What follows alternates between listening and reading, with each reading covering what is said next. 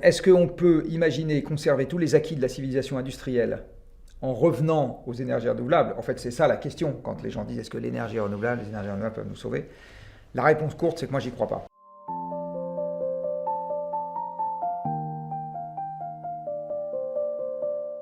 Est-ce qu'on ne pourrait pas se dire, ou être tenté en tout cas de penser, que les énergies renouvelables vont nous sauver, même si l'effort va être conséquent? Est-ce que l'éolien, est-ce que le solaire, est-ce que aussi le nucléaire, même si ce n'est pas vraiment renouvelable, sont une partie de la solution ou la solution? Alors, une partie de la solution, oui.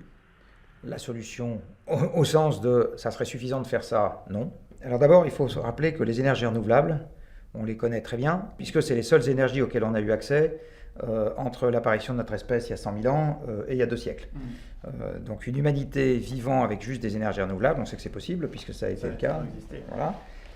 Par contre, à cette époque-là, il n'y avait pas 8 milliards d'individus, il n'y avait pas 60 ans d'espérance de vie à la naissance en moyenne sur Terre, il n'y avait pas une voiture par personne, enfin, ou 1,6 milliard de voitures sur Terre, il n'y avait pas 2 milliards de tonnes d'acier fait par an, il n'y avait pas 4 milliards de tonnes de ciment fait par an, il n'y avait pas le voyage à Marrakech pour quelques centaines d'euros, etc. Tout ça n'existait pas.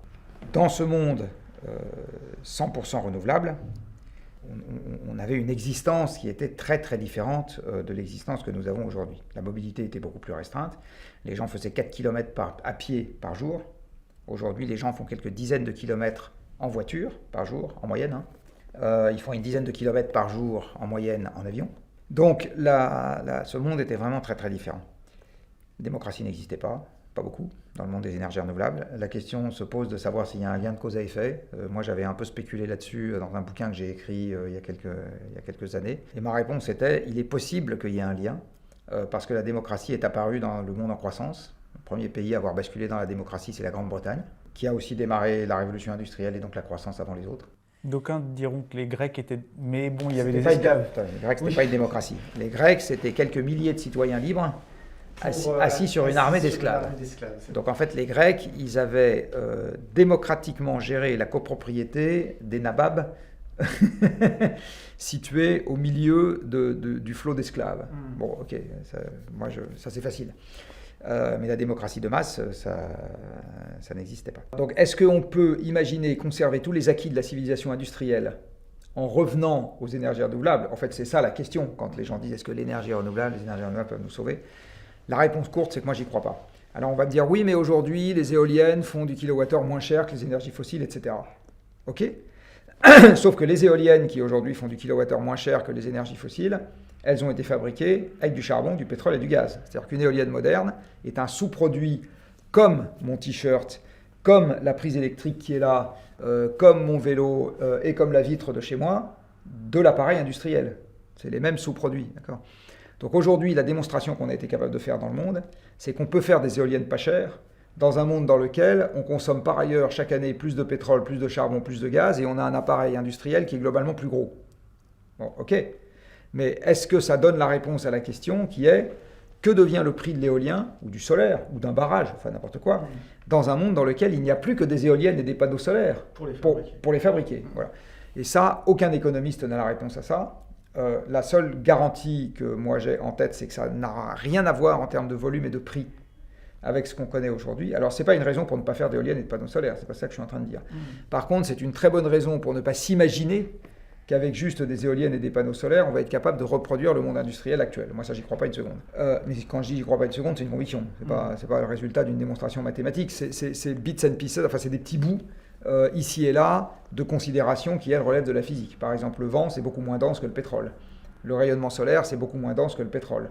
Le vent et le soleil, ça se stocke moins facilement que le pétrole, bon, etc. Donc il y a quand même des considérants physiques derrière. Et à l'arrivée, quand on fait des calculs d'ordre de grandeur, on se rend compte que la probabilité pour qu'on y arrive, elle est proche de zéro. Et du reste, si c'était si facile que ça d'y arriver, il y a longtemps que ça serait fait. Pour donner quelques ordres de grandeur, de ce que j'ai compris, le pétrole, rien que le pétrole, c'est 100 000 TWh par an à l'échelle mondiale, et l'éolien et le solaire réunis, on est sur 3 000, quelque chose comme ça. Alors, moi j'ai en tête que le pétrole, c'est 30% de l'approvisionnement énergétique mondial, et l'éolien et le solaire combinés, on est aux alentours du pourcent. Oui, c'est ça. Toi, tu dis 100 000 et 3 000 100 000 contre 3 000. C'est 3%, oui, c'est ça, on est dans les mêmes eaux. Et aujourd'hui, ce dont on a fait la démonstration encore une fois, c'est qu'on est capable d'installer plus de panneaux et plus d'éoliennes dans un monde dans lequel, par ailleurs, on consomme plus de charbon et plus de pétrole. Alors, encore une fois, ça ne veut pas dire qu'il ne faille pas en faire. Je suis juste en train de dire, je ne suis pas en train d'être anti-renouvelable dans cette histoire. Je suis en train d'être anti-illusion, c'est un peu différent. Donc, penser que les gens vont conserver leur retraite, leur pouvoir d'achat, leurs 6 semaines de congés payés, enfin, les miennes, hein, mes 6 semaines de congés payés, ma retraite, mon pouvoir d'achat. Je ne suis pas en train de m'opposer au... Pensez qu'on va collectivement garder tout ça dans un monde dans lequel il n'y aurait plus que des éoliennes et des panneaux solaires, c'est-à-dire des moulins à vent, j'ai des doutes. Toute la théorie qu'on expose dans le monde sans fin, c'est qu'en fait le pouvoir d'achat et le temps libre, c'est une conséquence de l'abondance énergétique, et que c'est arrivé au moment des énergies fossiles. Si c'était si facile d'avoir 6 semaines de congés payés avec juste des énergies renouvelables, ça fait 100 000 ans qu'on les a, les énergies renouvelables, pourquoi c'est pas arrivé plus tôt? Si c'était si facile d'avoir des retraites avec juste des énergies renouvelables, encore une fois, ça fait des milliers d'années, pourquoi c'est pas arrivé plus tôt? Si c'était si facile d'avoir des vacances lointaines avec juste des ENR, pourquoi est-ce que c'est pareil, etc. Donc, enfin, je veux dire, nos ancêtres n'étaient pas beaucoup plus cons que nous. Mozart était beaucoup plus intelligent que moi, Léonard de Vinci aussi, Newton aussi, et Galilée aussi. Donc, enfin, je veux dire, pourquoi est-ce que c'est pas arrivé plus tôt? Ma réponse, c'est, pour paraphraser Clinton, c'est « it's the kilowatt-hour stupide ». Enfin, c'est une raison énergétique, physique, qui fait que c'est pas arrivé plus tôt. Donc, la réponse courte, est-ce que ça va nous sauver? Non. Réponse longue, est-ce que c'est utile d'en faire? Oui, parce que tout ce qu'on va pouvoir faire sur ce plan-là nous évitera encore plus d'efforts sur le plan de la restriction de consommation. Donc c'est une bonne idée quand même de taper dans les énergies décarbonées, enfin pas de taper dessus, de taper dedans au sens d'en faire, hein, parce que plus on en fera et plus ça allègera l'effort. Après, il ne faut pas s'imaginer que toutes les énergies renouvelables sont équivalentes. Les énergies renouvelables qui sont historiquement les plus utilisées, c'est-à-dire la biomasse et l'hydroélectrique, c'est aussi celles qui sont physiquement les plus pilotables. La biomasse, une fois que j'ai mes bûches de bois, je les brûle quand je veux. Donc si je veux faire de l'acier aujourd'hui, je le fais aujourd'hui, et si je veux faire de l'acier dans 3 semaines, je le fais dans 3 semaines. Et si j'ai envie de me chauffer dans mon poêle à bois aujourd'hui, et si j'ai envie de me chauffer dans mon poêle à bois dans 3 semaines, je peux le faire. D'accord ? L'hydroélectricité, c'est pareil. Mon lac de barrage, une fois qu'il est là, j'ouvre, je ferme. Au moment où j'ai besoin d'électricité, c'est pas compliqué. En ce qui concerne le soleil et le vent, c'est différent. Sauf à ce que la société accepte l'idée qu'on aille se faire soigner les dents ou que le train démarre quand il y a du vent ou quand il y a du soleil, il faut faire correspondre ces énergies au mode de fonctionnement que nous avons désormais adopté en Occident, qui sont que les horaires sont garantis. On a démarré ce podcast, on s'est donné rendez-vous il y a quelques mois pour démarrer ce podcast. Je n'ai pas dit je viendrai s'il y a du vent ou je viendrai s'il y a du soleil. Quand la SNCF te dit pas le train démarrera s'il y a du vent ou du soleil. Tous les gens qui démarrent leur boulot à 9h parce qu'ils sont employés municipaux, la mairie leur dit pas le service municipal sera ouvert s'il y a du vent ou du soleil. Non, d'accord. Donc on a pris l'habitude, et l'école pour les gamins démarre à 8h30, qu'il y ait du vent ou pas de vent et du soleil ou pas de soleil. Donc on a pris l'habitude de baser le fonctionnement de notre société sur des horaires prédictibles. Et le fournisseur fournit l'usine en temps et heure, enfin je veux dire, c'est en temps et heure partout. Et donc ça nous oblige, pour faire fonctionner la société de cette manière, à avoir des énergies qui soient pilotables. Alors on peut quand même, dans un certain nombre de cas de figure, accepter que le service soit fourni de façon un peu différente. Par exemple, si j'ai un chauffe-eau bien isolé, pour prendre ma douche le soir, que l'eau ait été chauffée le matin ou le soir, je m'en fous un peu. Donc là, c'est typiquement un exemple dans lequel, pourvu qu'il y ait du soleil à un moment dans la journée, mon truc fonctionne, pas de problème. Si j'ai du transport électrique et que j'ai des champs de panneaux solaires surdimensionnés, il y a toujours un peu d'électricité solaire, même l'hiver. Et comme je me déplace tous les jours et que la batterie se recharge tous les jours, c'est gérable. Mais il y a des usages pour lesquels c'est moins vrai. Et par exemple, une production industrielle qui fonctionne en ruban, c'est-à-dire toujours au même en base, soit de la fonte d'aluminium, au fourneau, je sais pas quoi, je ne peux pas lui dire tu t'arrêtes quand il n'y a pas de soleil. Ça, c'est juste ingérable. Donc il y a plein d'usages pour lesquels la SNCF consomme moins d'électricité la nuit que le jour, mais par contre elle consomme tous les jours. Donc il y a plein d'usages pour lesquels on ne peut pas accepter une interruption de service dans le fonctionnement actuel de la société. Et à ce moment, on a besoin de rendre les énergies non pilotables pilotables. Donc dans les ENR, il y a 2 grandes catégories, celles qui sont pilotables, celles qui ne le sont pas. Tant qu'elles sont pilotables, on peut en avoir autant qu'on veut. La Norvège a un système électrique dans lequel il y a 100% d'énergie renouvelable. C'est des barrages. Et les Norvégiens consomment, sauf erreur de ma part, 2,5 fois l'électricité que nous consommons en France par personne. Donc ça marche très bien. Parce qu'ils ont un pays immense et parce qu'ils sont 4,5 millions sur un pays qui est grand comme la moitié de la France et qui est constitué essentiellement de montagnes et où il flotte dans le sud-ouest de la Norvège, il pleut 4 mètres par an. Donc c'est ralovli, quoi, il n'y a pas de problème.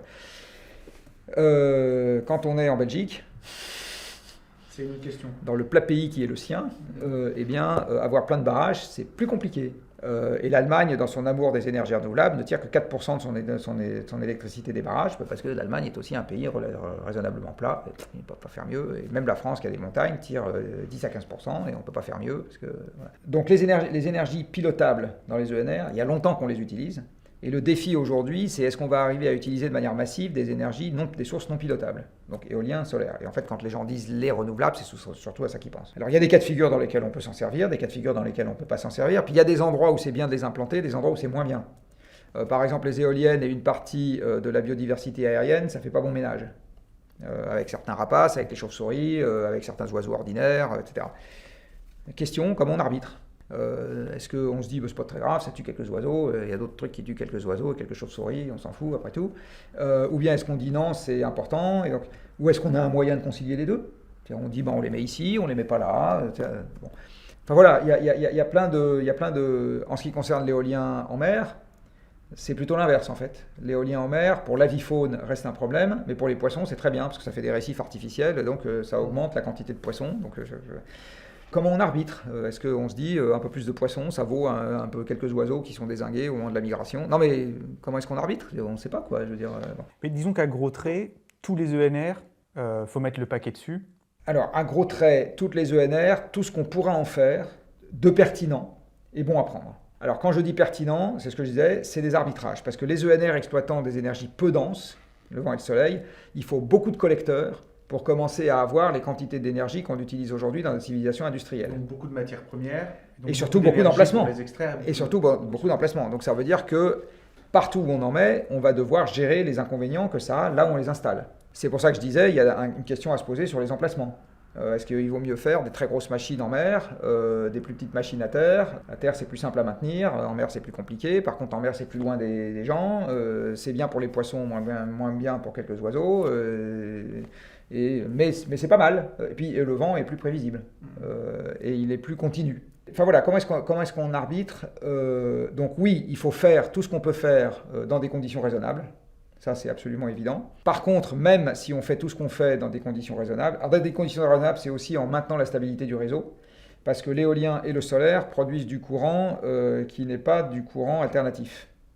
Le dispositif produit du courant continu. Donc ça veut dire qu'il faut le redresser avec un onduleur qui est de l'électronique de puissance, et qui n'est pas aussi réactif et qui n'est pas aussi fin que le courant, enfin que le mécanisme d'asservissement qu'il y a sur les machines tournantes, qui lui est un mécanisme qui ajuste très finement la fréquence et donc garantit de façon beaucoup plus importante une fréquence stable sur le réseau.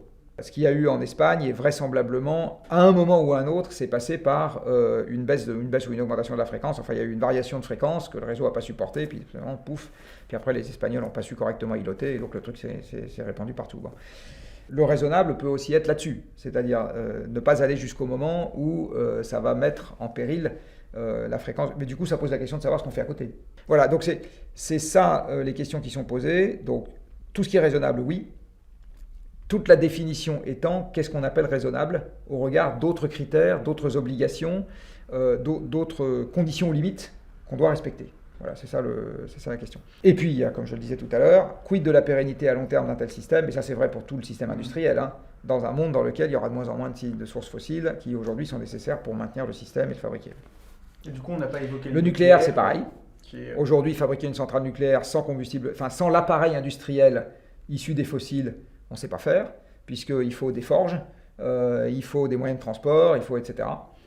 Il n'empêche quand même qu'à l'arrivée, l'électricité nucléaire évite les émissions que sinon on aurait eu, comme les renouvelables, avec les combustibles fossiles. Et ça a un avantage, le nucléaire, qui est le même que celui des combustibles fossiles, c'est que c'est très dense. Donc la fission nucléaire est une énergie extrêmement dense. C'est la raison pour laquelle en France, on arrive à fournir quasiment toute l'électricité du pays avec 20 sites, avec 20 centrales. 20 sites où il y a des réacteurs. C'est pas beaucoup, C'est toute petite surface, tout petit, etc. Tout ça parce que c'est très dense.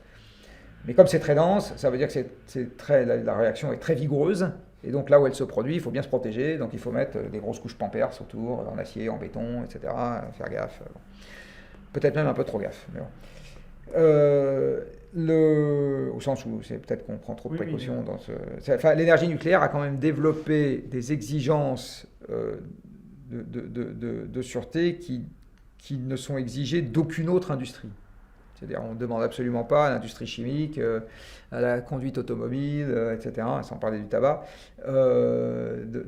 d'être au même niveau de précaution sur l'impact possible sur l'environnement et les populations. Le nucléaire, c'est une singularité dans les filières industrielles. Mais il n'empêche, c'est quand même décarboné. Donc là, c'est pareil, tout ce qu'on arrivera à faire, c'est bon à prendre. Voilà. Mais non renouvelable sur un pas de temps assez long. On a une idée, en tout cas pour les centrales actuelles qui fonctionnent à l'uranium 235. Ouais. Oui, alors ça c'est un vrai sujet. Tant qu'on a 450 réacteurs dans le monde, l'uranium 235 n'est pas un problème. Mais tant qu'on a 450 réacteurs dans le monde, le nucléaire fait 10% d'une électricité qui fait 20% de la consommation d'énergie finale. Donc ça fait 2% du total. Donc en fait, en faire ou pas en faire, ça ne change pas grand-chose. Bon. Si on veut que le nucléaire représente 20 ou 25% de la consommation d'énergie finale dans le monde, ou 30 ou 50, peu importe. C'est réalisable ça ? Ah bah techniquement, il n'y a pas de limite, oui, il suffit de construire plein de réacteurs. Oui, bien sûr. Sauf qu'à ce moment, on va buter sur un problème d'uranium 235, parce que là, pour le coup... Donc il faut absolument passer aux réacteurs nucléaires qui savent exploiter l'uranium 238 et le plutonium, donc à la 4e génération. Parce que sans ça, on n'est pas capable de déployer des parcs nucléaires qui sont à l'échelle du parc de centrales à charbon qu'on a aujourd'hui dans le monde. Et ça, personne ne sait faire aujourd'hui? Si, bien sûr que si, on sait faire. La France a su faire avec Phénix et Super Phénix. Alors Super Phénix a été arrêté pour des raisons politiques, mais Phénix a fonctionné pendant 30 ans au CEA sans problème. Les Russes ont un réacteur commercial, un surgénérateur, donc même modèle que Super Phénix, on va dire, en fonctionnement actuellement. Les Chinois sont en train d'en construire un. Alors pour le moment, c'est un. Mais si on sait en faire fonctionner un industriellement, c'est qu'on a un prototype et donc on est capable de déployer. Bon. Et avec ça, ça repousse beaucoup? Ah, sur les ressources en uranium, oui, on en a pour des milliers d'années derrière. Donc ça veut dire qu'on mourra d'autres choses. Mais pour ça, il faudrait sans tarder, dès aujourd'hui, mettre les bouchées doubles sur la 4e génération. Ce qu'on ne fait pas. En France, on a même décidé, dans notre grande sagesse, de faire l'exact inverse.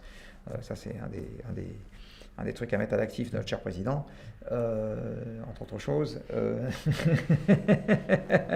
Oui, l'énergie et lui, ça ne lui réussit pas. Ça n'a pas été une réussite. Donc si on veut que le nucléaire occupe une part très significative de la production électrique pendant longtemps, il faut impérativement déployer le plus vite possible des réacteurs de 4e génération. Mais même ça, et même les renouvelables, additionnés, c'est quand même par ça que je veux finir, n'éviteront pas un effort très significatif de réduction de la consommation matérielle quand on fait les calculs d'ordre de grandeur. De toute façon, on va devoir... C'est absolument considérable. Voilà, on va devoir de toute façon avoir moins de voitures et plus légères, chauffer moins de mètres carrés, accepter d'aller moins loin quand on se déplace, etc. Tout ça ne veut pas dire revenir à l'âge des cavernes. Je rappelle que le Moyen-Âge était déjà considérablement plus avancé que l'âge des cavernes. On savait déjà faire énormément de choses au Moyen-Âge.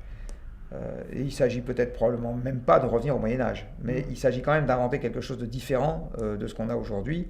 Et oui, en termes strictement matériels, ça veut dire qu'on aura moins de choses.